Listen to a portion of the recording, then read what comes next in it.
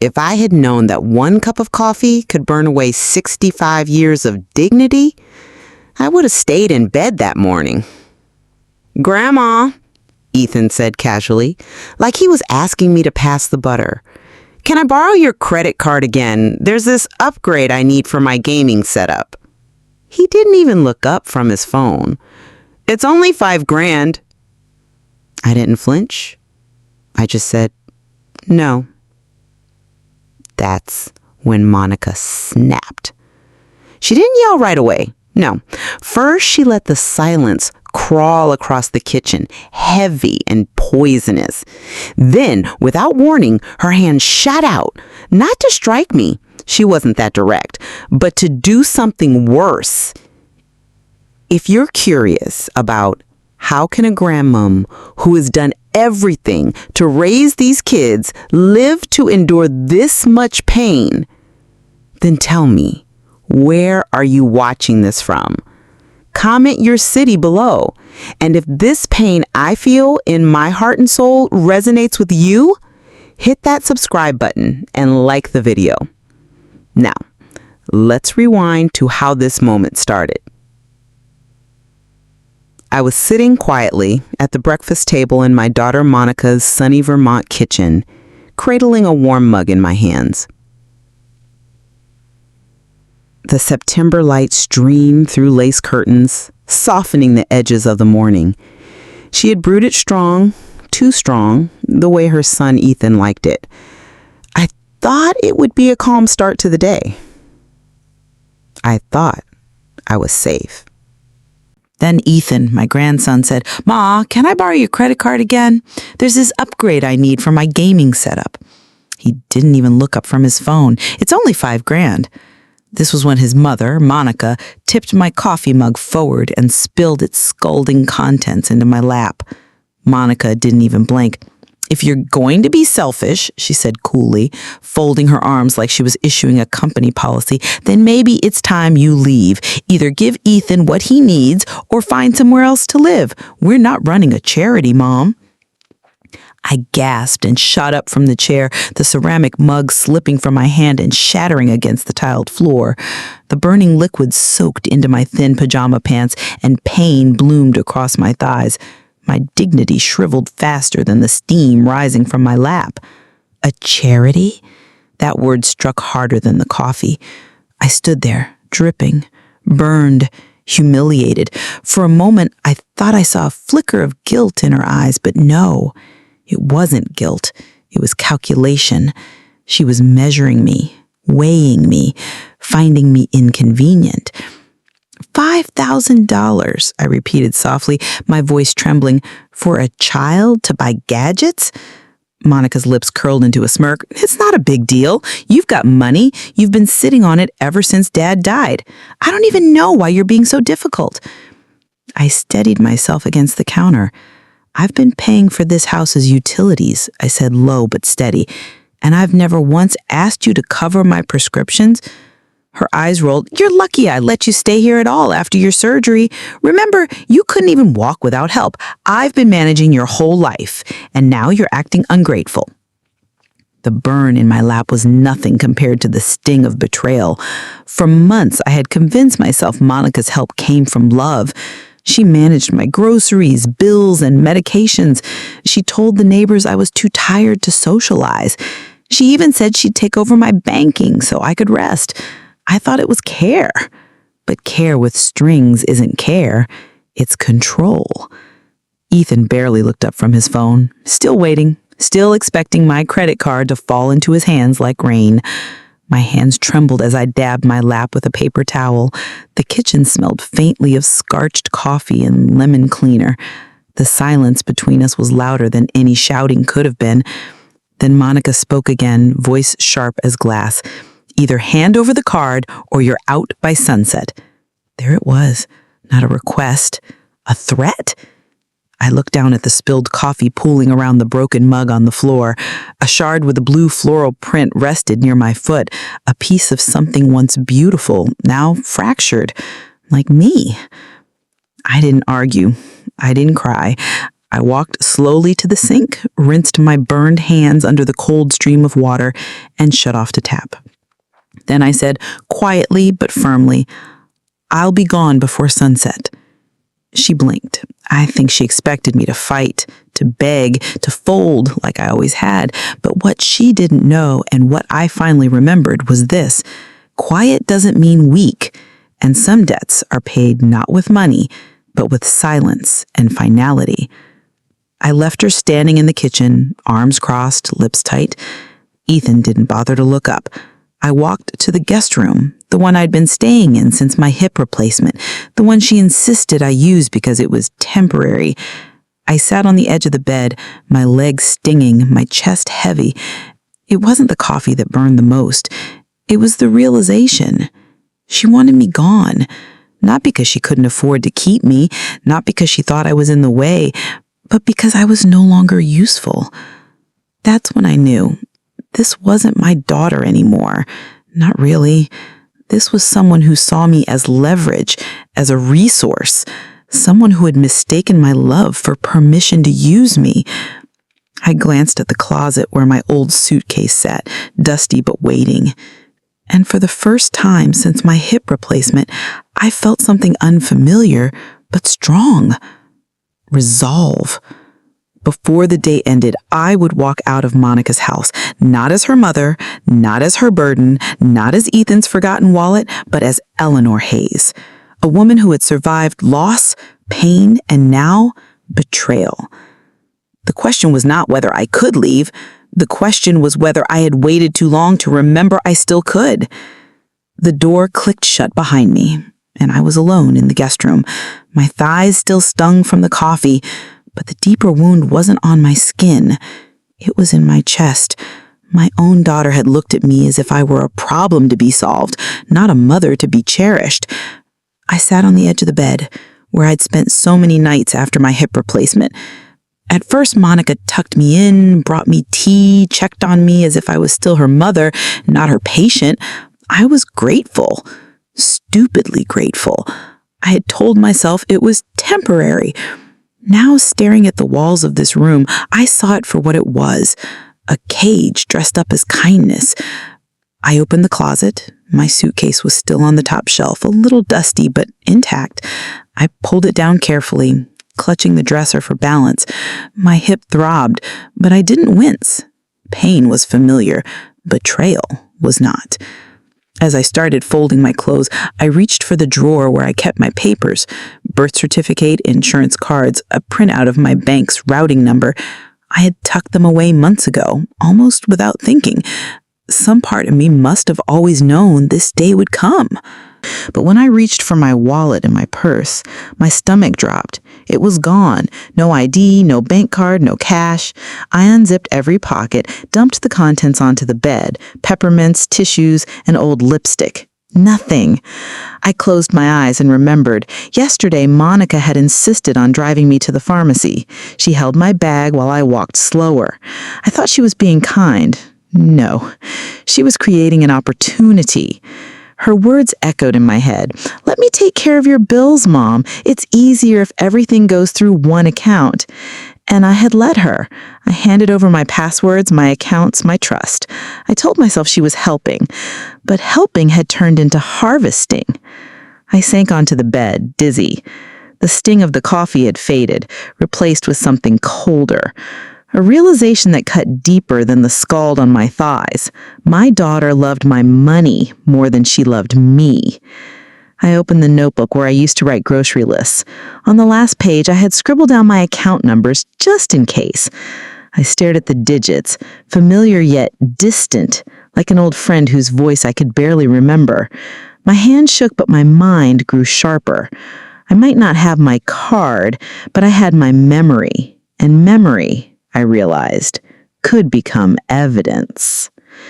The television hummed from the living room. I could hear Monica laughing at some home renovation show, as if nothing had happened, as if she hadn't just poured boiling coffee on her mother's lap. And Ethan, no doubt upstairs, headphones on, waiting for a credit card that would never come. I zipped the suitcase closed. My hand hovered over the phone on the nightstand. One name stared back at me. Charles Whitman. Retired attorney, neighbor, friend. I hadn't called him in months, but right now I needed someone who still saw me as more than a resource. My thumb pressed dial. He picked up on the second ring. Eleanor, everything all right? I swallowed. My voice was steady, even if my heart was not. No, Charles, but it will be. I paused at the window, watching the late morning light stretch across the garden. Somewhere out there, freedom still existed, and I intended to find it.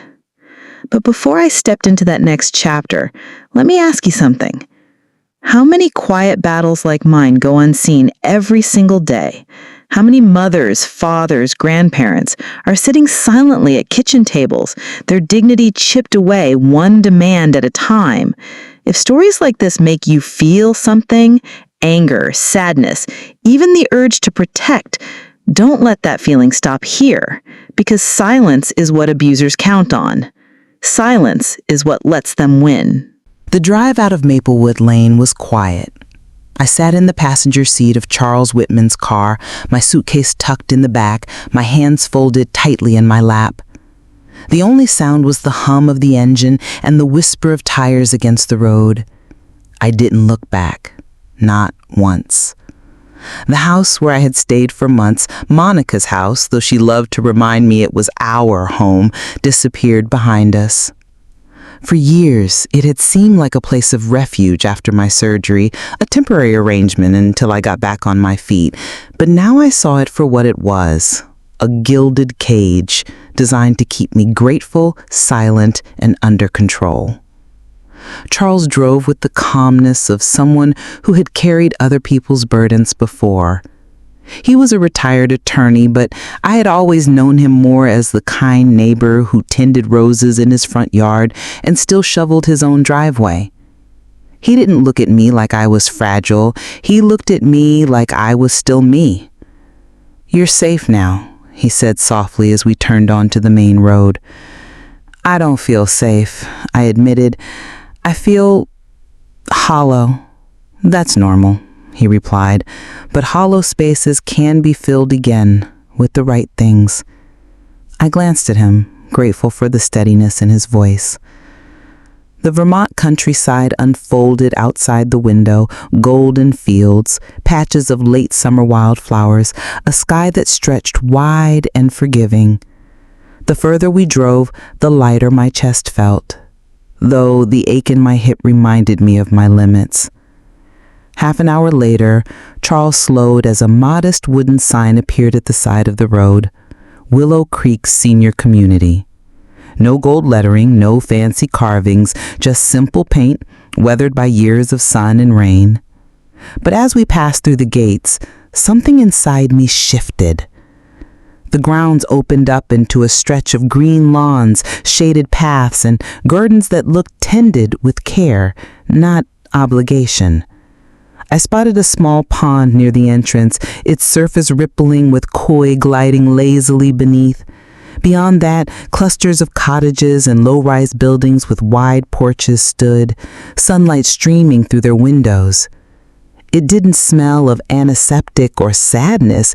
It smelled like fresh-cut grass and baked bread, like living. Charles parked near the main building. He turned to me before getting out. "Take your time. We're just visiting. Nothing you don't want." I nodded, though my throat felt tight. Visiting. That word carried both relief and fear.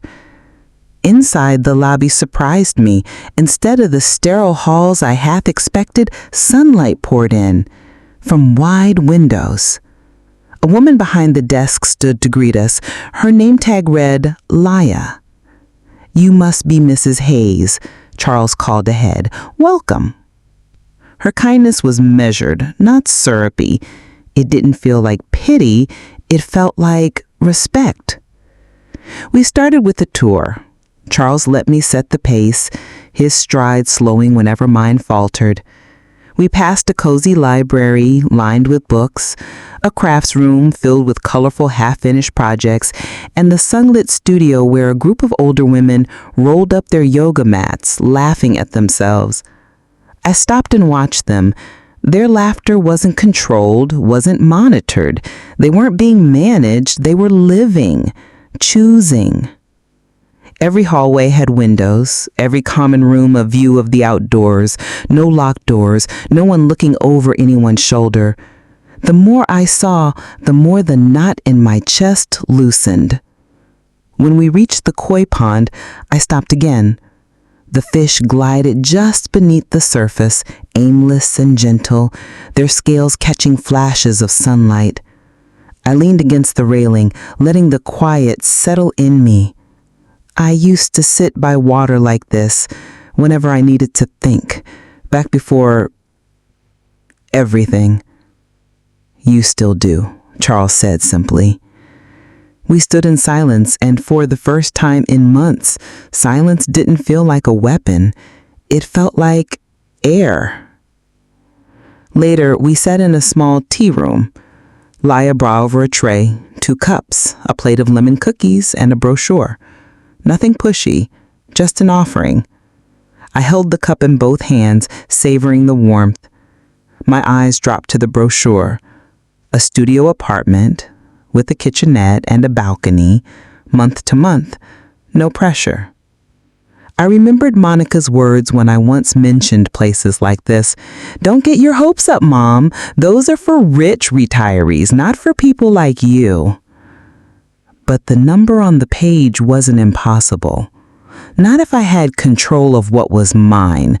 Not if I reclaimed access to my accounts. I don't know if I can afford this, I said quietly, more to myself than to Charles. Then let's find out, he replied, but first we filed the paperwork, a financial protection order. If what you told me about your missing cards is true, we'll need to move fast.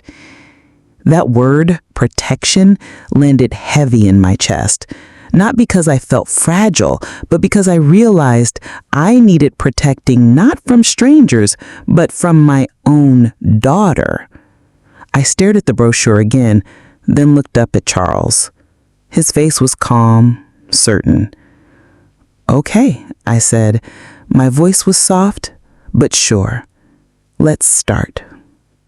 That evening, back at Charles's kitchen table, we spread out the documents I had managed to save, insurance cards, old bank statements, a folder marked Medicare that Monica once laughed at for being too old-fashioned, and my thin yellow notepad where I had scribbled every suspicious moment I could recall.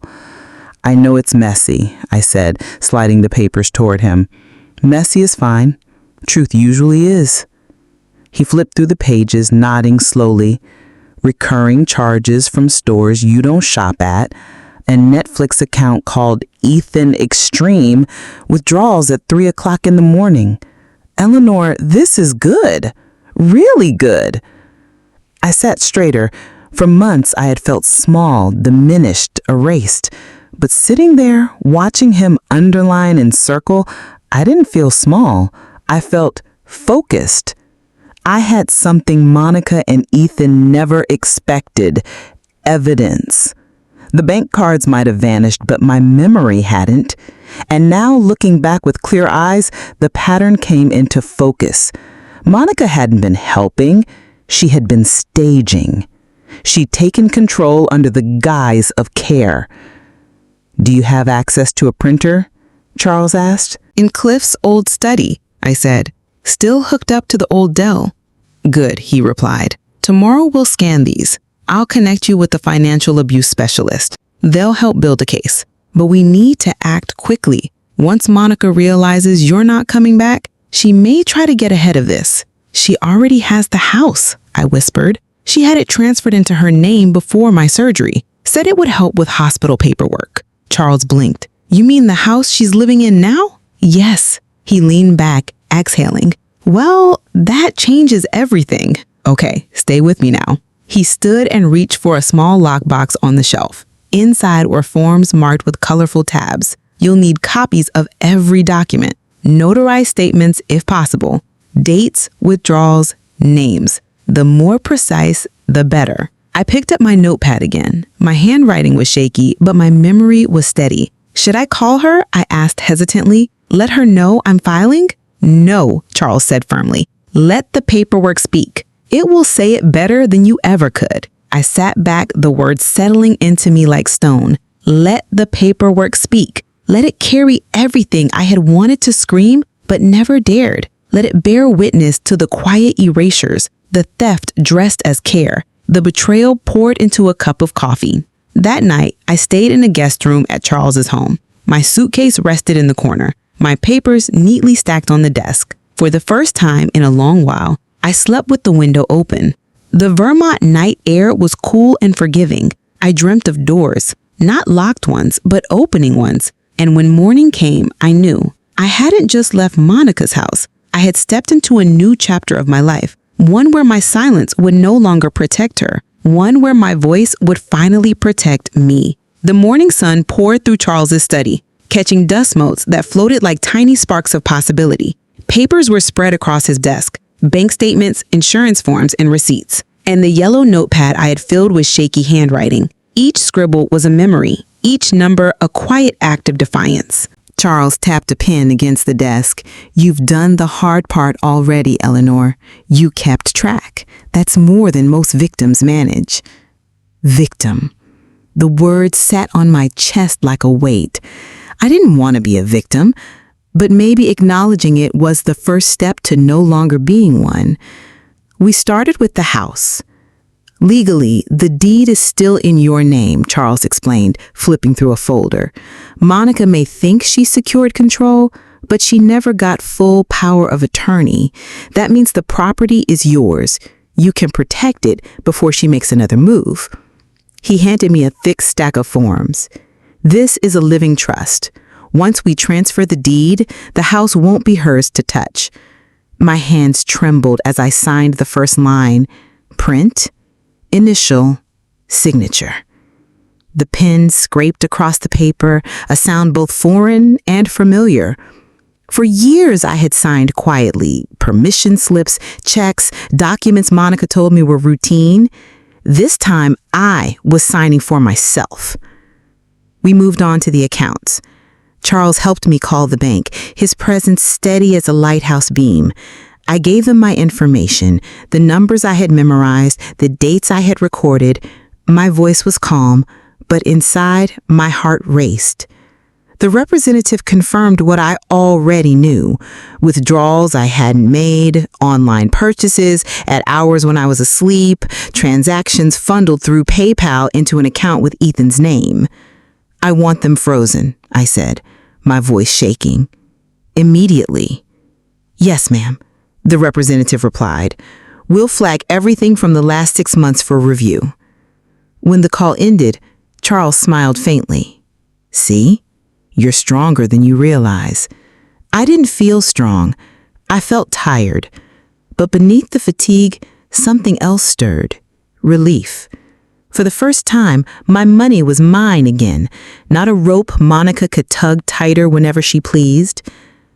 The next day, Charles arranged a meeting at Willow Creek with a financial abuse specialist. A woman named Carla arrived with a briefcase full of forms and a voice both professional and kind. Eleanor, she said after reviewing my notes, you weren't just being taken advantage of. You were systematically isolated. Your daughter built a system where you relied on her for everything. Her words stung because they were true. Monica hadn't needed locks or chains. She had used kindness as the leash. Carla leaned forward. The fact that you documented all of this, that you saved receipts and wrote down dates, that gives you power. We'll build a case. If necessary, the authorities will intervene. A case. Against my own daughter. I swallowed hard. I never wanted it to come to this. Carla nodded. Most don't. But sometimes the truth has to be written down so it can't be erased. Paperwork. It wasn't dramatic. It wasn't loud. But it carried weight. And weight, I realized, was exactly what Monica was counting on me not to have. 2 days later, It happened. Oh, dear. I hope you're still here. I was sitting in the Willow Creek Library, a cup of tea cooling at my elbow, when the receptionist's voice rang softly over the intercom. Mrs. Hayes, there's a visitor here to see you. Monica Turner. The name dropped like a stone into my chest. I straightened in my chair. No, I said firmly. Tell her I'm busy, but let her know I can see her. The receptionist nodded, no judgment in her eyes. She'd seen this before. I stepped into the adjoining sunroom, its glass tinted just enough to let me look out without being seen. Monica stood in the foyer, tight jeans, crisp blouse, arms crossed, pacing in small, furious circles. Her expression was pure disbelief, as if the air of this place had personally offended her. I could almost hear her voice, sharp, demanding, righteous. She gestured toward the reception desk, pointing in my direction, her mouth moving quickly. But I didn't step forward. I didn't wave. I didn't let her see me. For the first time, I realized how much power there is in withholding presence. Minutes ticked by. Finally, a staff member approached Monica, calm but firm. I watched as security was called. Discreet, not aggressive. Monica's gestures grew wilder, her face flushed with fury, and then at last, she turned on her heel and stormed out. Charles tapped a pen against the desk. You've done the hard part already, Eleanor. You kept track. That's more than most victims manage. Victim. The word sat on my chest like a weight. I didn't want to be a victim, but maybe acknowledging it was the first step to no longer being one. We started with the house. Legally, the deed is still in your name, Charles explained, flipping through a folder. Monica may think she secured control, but she never got full power of attorney. That means the property is yours. You can protect it before she makes another move. He handed me a thick stack of forms. This is a living trust. Once we transfer the deed, the house won't be hers to touch. My hands trembled as I signed the first line. Print, initial, signature. The pen scraped across the paper, a sound both foreign and familiar. For years I had signed quietly, permission slips, checks, documents Monica told me were routine. This time I was signing for myself. We moved on to the accounts. Charles helped me call the bank, his presence steady as a lighthouse beam. I gave them my information, the numbers I had memorized, the dates I had recorded. My voice was calm, but inside, my heart raced. The representative confirmed what I already knew. Withdrawals I hadn't made, online purchases at hours when I was asleep, transactions funneled through PayPal into an account with Ethan's name. I want them frozen, I said, my voice shaking. Immediately. Yes, ma'am, the representative replied. We'll flag everything from the last 6 months for review. When the call ended, Charles smiled faintly. See? You're stronger than you realize. I didn't feel strong. I felt tired. But beneath the fatigue, something else stirred. Relief. For the first time, my money was mine again, not a rope Monica could tug tighter whenever she pleased. The next day, Charles arranged a meeting at Willow Creek with a financial abuse specialist. A woman named Carla arrived with a briefcase full of forms and a voice both professional and kind. Eleanor, she said after reviewing my notes, you weren't just being taken advantage of. You were systematically isolated. Your daughter built a system where you relied on her for everything. Her words stung because they were true. Monica hadn't needed locks or chains. She had used kindness as the leash. Carla leaned forward. The fact that you documented all of this, that you saved receipts and wrote down dates, that gives you power. We'll build a case. If necessary, the authorities will intervene. A case. Against my own daughter. I swallowed hard. I never wanted it to come to this. Carla nodded. Most don't. But sometimes the truth has to be written down so it can't be erased. Paperwork. It wasn't dramatic. It wasn't loud, but it carried weight. And weight, I realized, was exactly what Monica was counting on me not to have. 2 days later, it happened. Oh dear, I hope you're still here. I was sitting in the Willow Creek Library, a cup of tea cooling at my elbow, when the receptionist's voice rang softly over the intercom. Mrs. Hayes, there's a visitor here to see you. Monica Turner. The name dropped like a stone into my chest. I straightened in my chair. No, I said firmly. Tell her I'm busy, but let her know I can see her. The receptionist nodded, no judgment in her eyes. She'd seen this before. I stepped into the adjoining sunroom, its glass tinted just enough to let me look out without being seen. Monica stood in the foyer, tight jeans, crisp blouse, arms crossed, pacing in small, furious circles. Her expression was pure disbelief, as if the air of this place had personally offended her. I could almost hear her voice, sharp, demanding, righteous. She gestured toward the reception desk, pointing in my direction, her mouth moving quickly. But I didn't step forward. I didn't wave. I didn't let her see me. For the first time, I realized how much power there is in withholding presence. Minutes ticked by. Finally, a staff member approached Monica, calm but firm. I watched as security was called. Discreet, not aggressive. Monica's gestures grew wilder, her face flushed with fury, and then at last, she turned on her heel and stormed out. The glass doors slid shut behind her with a sound like punctuation. I exhaled slowly. Not in fear, not in anger. In peace. Because this time, she had been on the outside, and I was on the inside. By choice. That night, I wrote in my journal, silence doesn't always mean surrender. Sometimes it means you've already won. For the first time in months, maybe years, I felt the truth of those words settle into my bones. And now, dear viewers, yes, you who've walked with me this far, let me pause here, because you've done something powerful just by staying. You've witnessed what so many never get to see, the quiet unraveling of abuse and the even quieter rebuilding of dignity. You've carried this story in your ears and in your heart, and in doing so, you've made it matter. So take a breath. You are the reason stories like mine can't be erased. You are the proof that silence doesn't always win.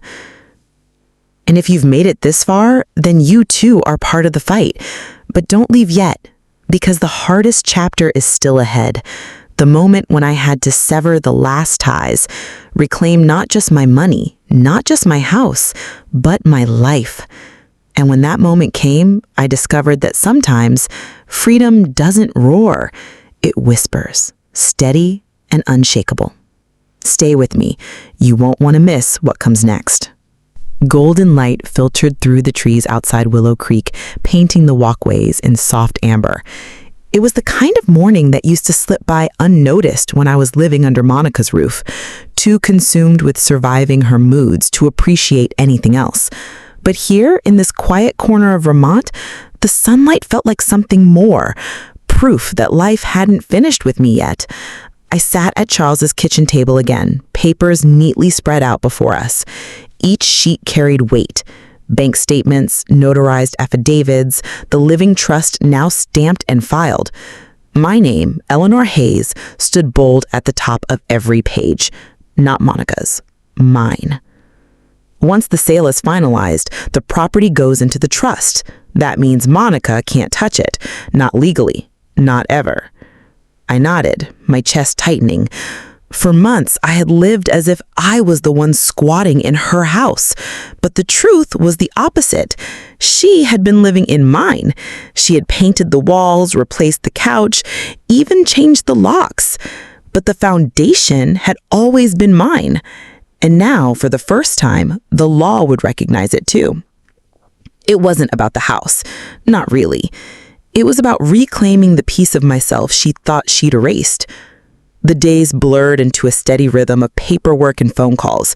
With Charles's help, I submitted a formal complaint to the bank. The financial abuse specialist compiled a thick binder of evidence: suspicious withdrawals, forged checks, emails from Monica's IP address, even a recorded voicemail where she pretended to be me. Within weeks, an investigation began. Elder financial abuse, fraud, forgery.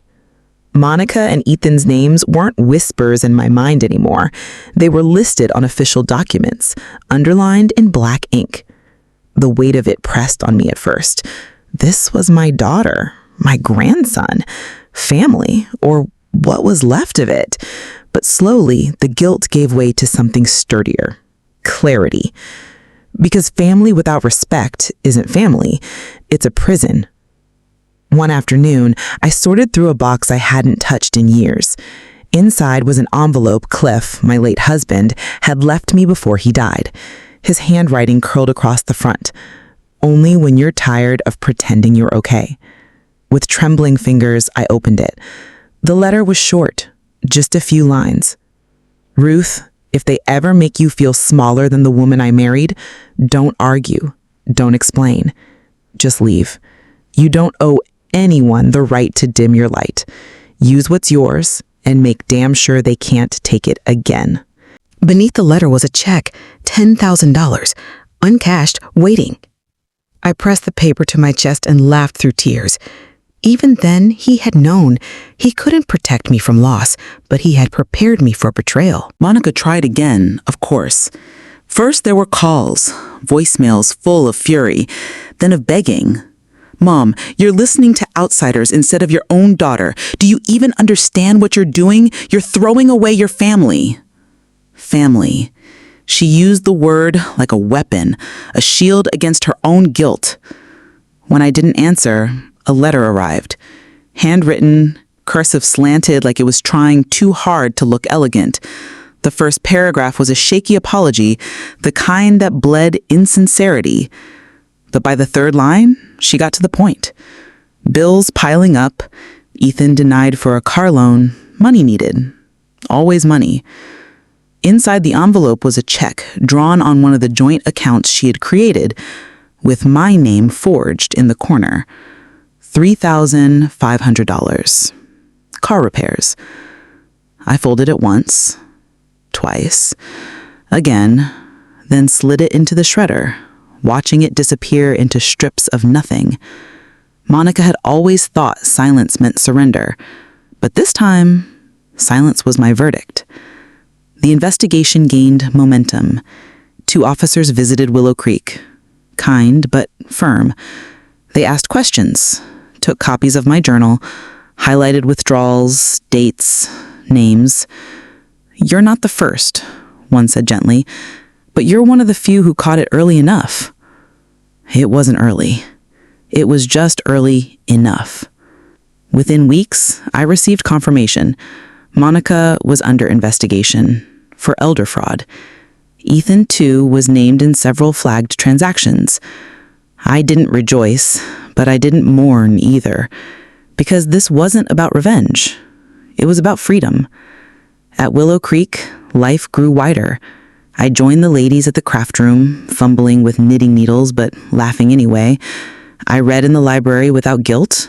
I walked slowly to the koi pond and sat in the shade, the fish gliding just beneath the surface like quiet reminders that peace doesn't always move fast.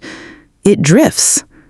Charles visited often, bringing lemon cake or a stack of documents, depending on the day. We talked about the trust, the accounts, and the upcoming hearings.